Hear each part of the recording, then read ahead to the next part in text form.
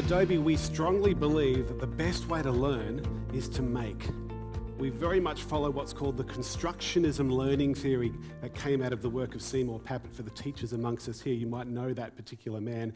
And if you look at all the words there, make code, make VR, make video, make apps, every time you're learning a concept, if you can make something that relates to that concept, you're going to learn that concept in a much higher way. So let me encourage you to make as much as you can. And by making, you're learning to become creative. And creativity is now the third most important skill according to the World Economic Forum. Now, hands up if you have a passion for coding. Wonderful, wonderful, good. Put your hands down. That's good to see. Keep developing that passion. I don't know if you're aware of this, but coding is now considered almost a literacy. It's pretty important to, if you're not going to be a coder, to at least appreciate what coding is and have an idea of what coding's about. Hands up if you have a passion for design. Nice, probably even more hands up there too. Good, put your hands down, that's terrific. Hands up if you have a passion for coding and design. Wow, you guys are very employable right now with those passions. Because we're looking for people who can code, but also can make their software look fantastic and be able to market their software in incredibly creative ways. So we're looking for people who have both of those sorts of passions in the industry. Hands up if you have a passion for video production. Excellent. Video is now a literacy. 70% of all internet traffic is coming through video these days. Thank you to YouTube, thank you to Vimeo. It has changed the way we communicate. It's almost as important now to make a quality video, or be able to make a quality video, as it is to be able to read and write. So if you ever get an opportunity to make a video as part of your assessment, take it up. Or better still, when you've got a project coming up, ask your teacher, can I make a video from this rather than a PowerPoint? Can I make a video rather than an essay? And see what your teacher says. You might be surprised. Most teachers now are starting to realize that digital literacy is so important, they're going to give you those opportunities to use your digital literacy skills. Hands up if you have a passion for coding, design, and video production, because you guys are really heading in the right direction in terms of your passions, in terms of developing those skills. At your age, you're still trying to work out who you are as a person. You may not even know what your passions are. But here's the thing. As soon as you start discovering what you love, as soon as you start discovering what your passions are, see if you can turn those passions into a job. See if you can start being entrepreneurial while you're still a teenager. In my job, I actually get to travel all over the world, and I get to talk to young people all over the world, and I get to meet very occasionally some incredibly young entrepreneurial people your age who are already making quite a bit of money while they're still at school, because they realize what their passion was. It might be coding, so they're actually making software, making apps, making websites for companies while they're still at school. They might be into video production, and they're actually making videos for weddings, for parties, for just the opportunity of getting a video out there, and now they're making money out of it. It's about entrepreneurial skills, and if you can develop those, that's just wonderful. Now, I mentioned the World Economic Forum earlier. They meet regularly, and they try and plan out what are the skills that are required to thrive in the future. Let's have a look at the top 5. The 5th most important skill to thrive in 2020, when you guys are just leaving school or towards the end of your schooling, coordinating with others, collaboration. You probably heard that many times, and hopefully your teachers are giving you many, many opportunities to collaborate and work in teams with your projects and your assessments. The reality is, when you're out in the real world, it's all about teamwork. And the more you can prepare for that now as young people, the better it is for your future. People management, leadership. If you ever get an opportunity to lead, take it up. Learn about leadership. Learn about the skills of being a leader. Creativity is now the 3rd most important skill to thrive in 2020. Do you know 5 years ago it was the 10th most important skill? It's now considered the 3rd. Who knows? It might be the top most important skill in the next 5 years. Second one, critical thinking, and the top one, which has been for the last 10 years, is complex problem solving. So if you can start thinking about creative problem solving, and every time you've got a problem, think about creative solutions, you are preparing yourself for the future. The University of Oxford in 2013 did a study that estimated 47% of jobs in America are at risk of being automated in the next 20 years. That's nearly half of jobs in the future may actually be replaced by computers or robots. Now that's a little bit scary for some people, but then you've got to start thinking about how is that going to affect you and what skills should you be developing now to prepare for that world.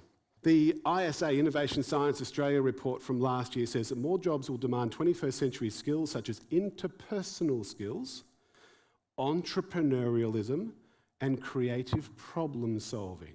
So if you can develop your interpersonal skills, your entrepreneurial skills and your creative problem-solving skills, that sets you in good stead not to be replaced by a robot like Rob or any other robot. That study from ISA says 92% of jobs in the future will need digital skills. That is nearly all jobs in the future will require digital skills. And nearly half of jobs will need people who can configure and work confidently with digital systems. So if you're studying an IT subject now, that's fantastic. If you can keep thinking about IT and keeping it in the back of your mind and focusing on it, even if you're starting to focus on the more traditional subjects to get into something that's going to require a really high enter score into university, that's fine too, but always keep in mind that technology is going to be required in the future no matter what job you do, whether it's medicine, whether it's law, whether it's accounting.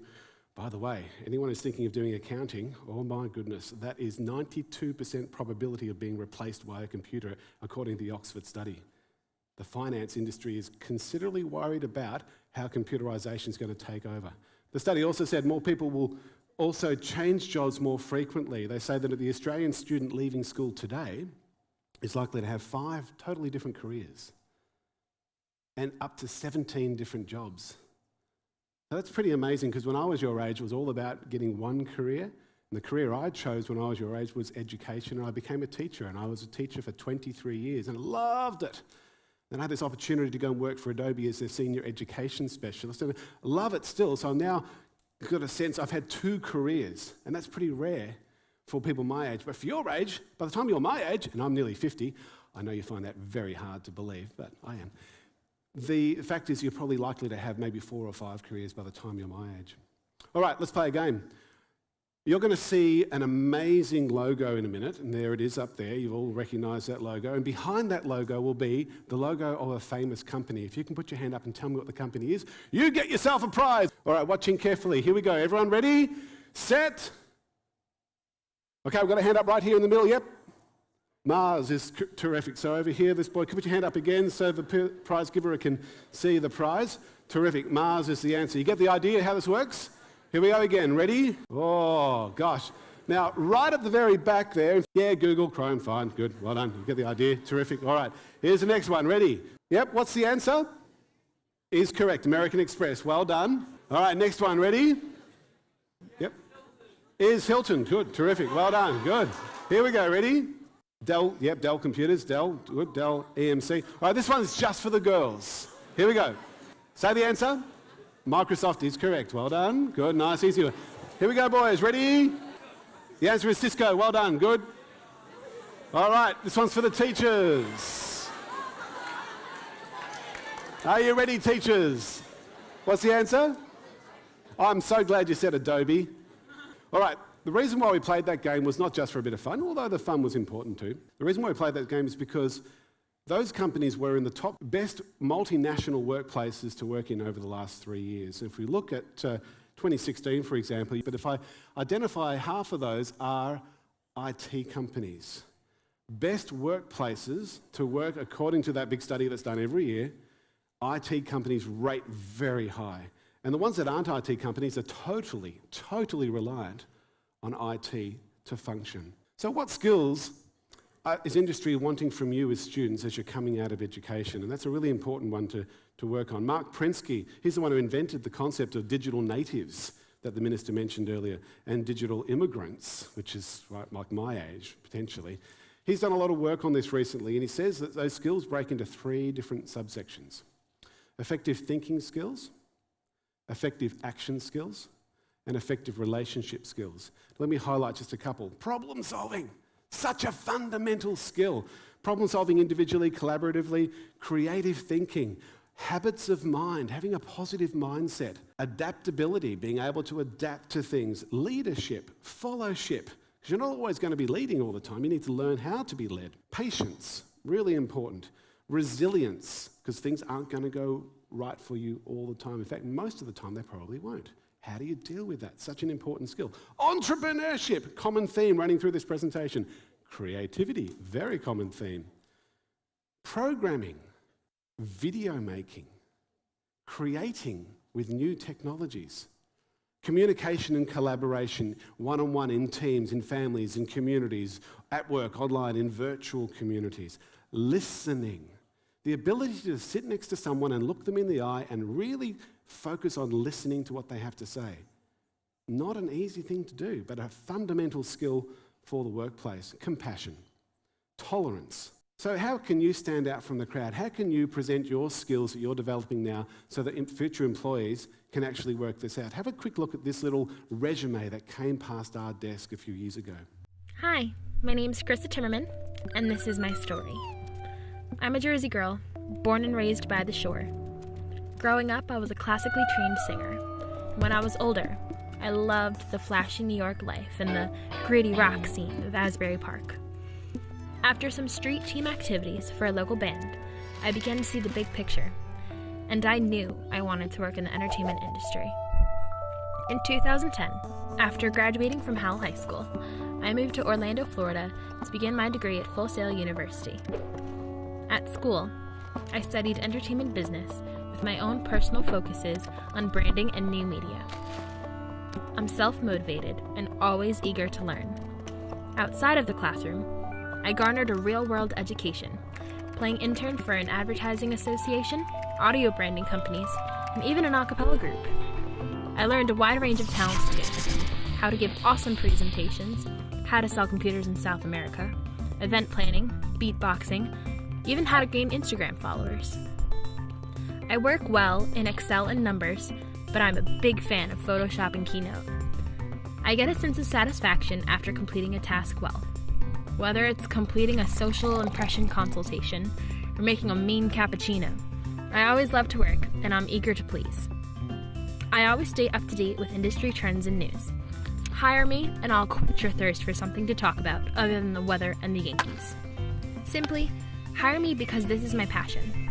I'm professional, ready to take on any challenge that comes my way with a smile and personality as bright as a stage light. You can contact me through my social media, that's my Facebook, email, or about.me/Krista Timmerman. Thanks for watching, and I hope to hear from you soon. How did she make it? After Effects, what else did she use? Yep. Premiere Pro, what else did she use? Photoshop, yeah. And Illustrator were the main tools that she used to build that together, to brand herself. And they're the tools that we provide for you. And if you're a DOE student, Department of Education student, you get them for free. So develop your skills with these software. This is all the desktop, laptop applications that we have. The previous slide was all of our applications. Here's the laptop applications. This is a breakdown of the most popular ones. This is called the Creative Cloud, of which we've mentioned quite a few already. And of course, mobile apps. We've got about 15 mobile apps out there that are free on iOS and on Android, and they're wonderful, great ways of communicating. Teachers, this is the Adobe Educator's Digital Toolkit. This is what I find teachers are using regularly as I travel to schools and universities around the world and talk to us about that. Teachers, also, we have 467,000 of you on the Adobe Education Exchange. Ask us about that too, to keep developing your professional learning skills. I'm going to finish off now just playing a little bit of what we're doing in schools around the world.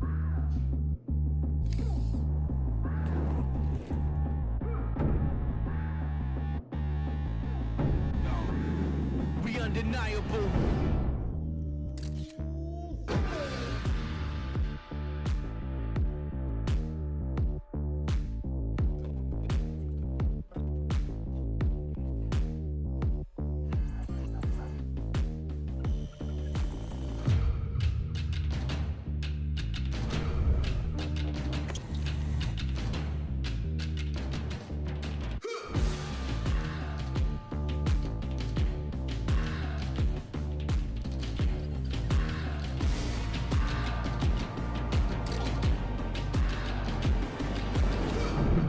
undeniable.